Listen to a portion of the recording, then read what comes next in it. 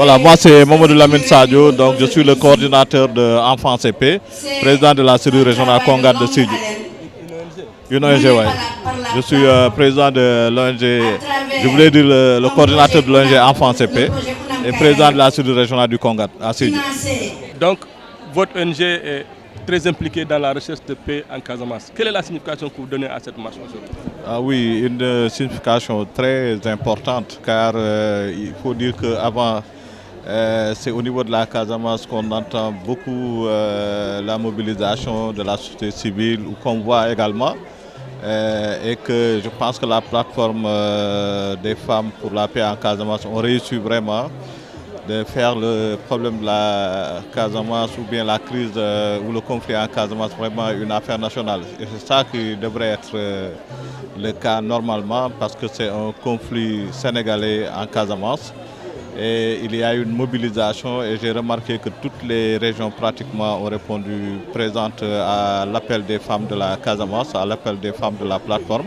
Et c'est une très bonne chose. Cela veut dire que ça témoigne également que le Sénégal c'est un peuple uni et qu'on doit ensemble affronter les difficultés que nous rencontrons souvent et qui peuvent survenir à tout moment dans le chemin de notre développement. Et j'avoue que vraiment les femmes ont réussi cette prouesse vraiment de mobiliser toutes les Sénégalaises aujourd'hui à Dakar pour parler de la paix en Casamance. Vous, en tant que responsable d'une ONG qui s'active dans la paix en France, quels sont les obstacles que vous rencontrez pour retrouver une paix définitive?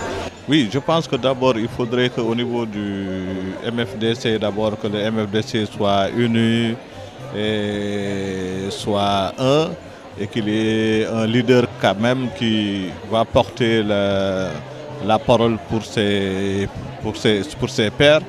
Mais également, je pense qu'aussi il y a une mobilisation aussi qui est attendue du côté de l'État aussi. Parce que aussi l'État qui doit tracer la voie et qui doit faire en sorte qu'avec le MFDC quand même, que les gens puissent trouver un terrain d'entente. Et je pense que c'est ce que la plateforme est en train de faire, mettre la pression sur les protagonistes afin qu'ils puissent vraiment se rencontrer et de signer définitivement la paix. Parce que c'est vrai que nous sommes on est en train d'observer l'accalmie, mais bon, je dis toujours, ce n'est pas encore la paix définitive. Donc il y a encore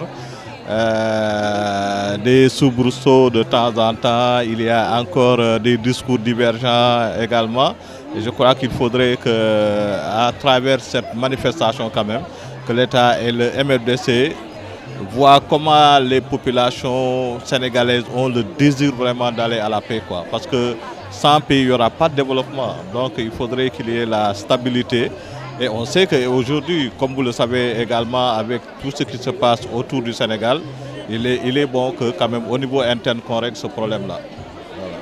Vous avez espoir qu'au lendemain de cette marche, on aura fait un pas important vers la paix? Oui, non, je pense que les femmes, en tout cas, bon, je pense qu'elles peuvent réussir là où les hommes ont échoué. Moi, j'ai l'intime conviction qu'elles peuvent réussir parce qu'elles sont très sérieuses quand elles font ça. Et vraiment, je trouve qu'elles sont en train de marquer des points.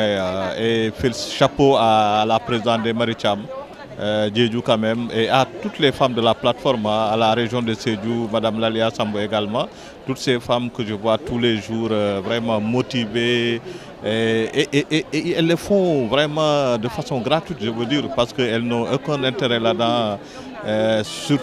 Leur seul intérêt, c'est que la paix s'installe définitivement en Casamance. Est-ce que vous pouvez revenir sur les résultats obtenus par votre ONG dans son domaine d'activité? Oui, moi je pense qu'Enfants CP, bon, quoi qu'on dise, a beaucoup fait. Hein. On a été, nous, à la frontière très tôt. On a traversé des zones où avant personne n'osait mettre les pieds. Je me rappelle encore quand nous avons la première fois mis les pieds à Sanou Sénégal, mais les femmes sortaient des rizières pour nous applaudir, pour dire que c'était... Pendant très longtemps, on n'a pas vu de véhicules entrer ici, tellement que c'était une zone très très dangereuse. C'est des zones où Enfants CP a beaucoup travaillé en remettant un peu la santé communautaire, parce que c'était des zones, je me rappelle un infirmier de Diatakunda à l'époque nous disait qu'on ne traverse jamais du goudron, quoi, on ne descend jamais du goudron. Je dis cela veut dire quoi? On ne fait jamais de stratégie avancée parce que vers la frontière, c'est l'insécurité totale. Et nous, on a formé du personnel communautaire qu'on appelle ASBC, agents de service à base communautaire, qui ont été capacités, dotés de vélos neufs, de mallettes de médicaments et capacités sur la prévention et la gestion des conflits. Du fait, à travers cette activité, ils pouvaient même faire donner des services jusqu'en Guinée-Bissau. Je trouve que ça a été un apport consistant pour vraiment la paix dans notre zone.